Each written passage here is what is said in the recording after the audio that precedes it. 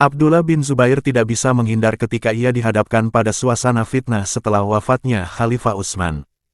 Dengan tegar ia berdiri di sisi Ali bin Abi Thalib, bahkan ketika Ali diturunkan dan kemudian tewas terbunuh, Ibnu Zubair dengan lantang menyatakan penolakannya untuk berbaiat kepada Muawiyah.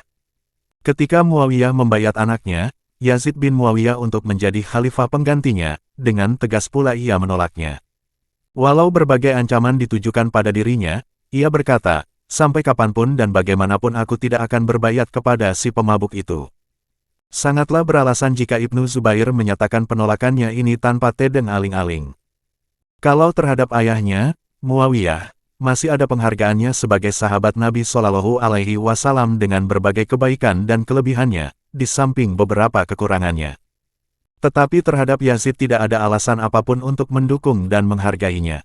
Sebuah syair pendek dilontarkannya sebagai ungkapan sikapnya terhadap Yazid, terhadap hal yang batil, tidak ada tempat berlunak dan berlembut, kecuali jika geraham bisa mengunyah batu menjadi lembut. Terbuktilah kemudian, Yazid banyak melakukan tindakan jahiliyah yang menginjak-injak nilai-nilai keimanan dan kemanusiaan. Ia sama sekali tidak mengindahkan ajaran-ajaran Islam dan kecintaan kepada Nabi Shallallahu Alaihi Wasallam. Sebaliknya, hanya memperturutkan hawa nafsu dan ambisi kekuasaannya semata. Pembantaian Husain bin Ali, cucu Rasulullah Shallallahu Alaihi Wasallam di Padang Karbala, beserta keluarganya dan para pengikutnya. Penyerangan kota Madinah yang terkenal dengan peristiwa Harah, dan akhirnya penyerangan kota Makkah. Semua itu diarsiteki oleh Yazid bin Muawiyah. Peristiwa-peristiwa ini merupakan sisi kelam dalam sejarah perkembangan Islam. Setelah sikap penolakannya terhadap Yazid ini, Abdullah bin Zubair pindah ke Makkah, begitu juga dengan Husain bin Ali yang juga dengan tegas menyatakan penolakannya.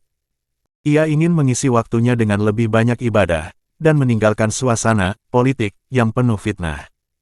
Tetapi, ternyata tidak semua pengikutnya itu memiliki niat tulus untuk menegakkan kebenaran semata-mata. Tetapi pena takdir telah menetapkan ia harus mengarungi jalan dan suasana tersebut untuk menemukan syahidnya. Selalu saja ada yang datang untuk berdiri di belakang dirinya, menyokong sikap-sikapnya, dalam melakukan perlawanan terhadap berbagai kezaliman yang dilakukan oleh Yazid sebagai pihak penguasa. Walau niatnya menghabiskan waktu untuk ibadah, tetapi Abdullah bin Zubair tak ubahnya seorang pemimpin di antara orang-orang yang juga beribadah bersamanya. Seperti apa yang digambarkan dan diramalkan Nabi Shallallahu Alaihi Wasallam saat kelahirannya, ia laksana domba di antara harimau yang berbulu domba.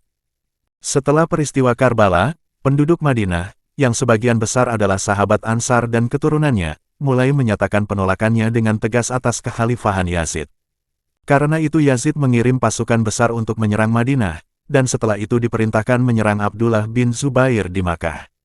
Pada saat terjadi penyerangan Makkah dengan Manjanik, di mana penutup dan sebagian besar bagian Ka'bah terbakar, datanglah kabar dari Syam bahwa Yazid mati.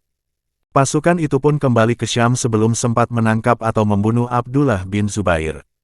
Masyarakat Hijaz dan sekitarnya membaiat Abdullah bin Zubair sebagai khalifah setelah kematian Yazid.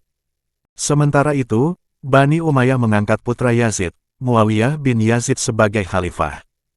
Muawiyah ini sangat berbeda dengan ayahnya, ia seorang pemuda yang saleh, yang menghabiskan waktunya dengan ibadah. Seolah Allah ingin menjaga kebaikannya ini, ia dalam keadaan sakit ketika ayahnya meninggal.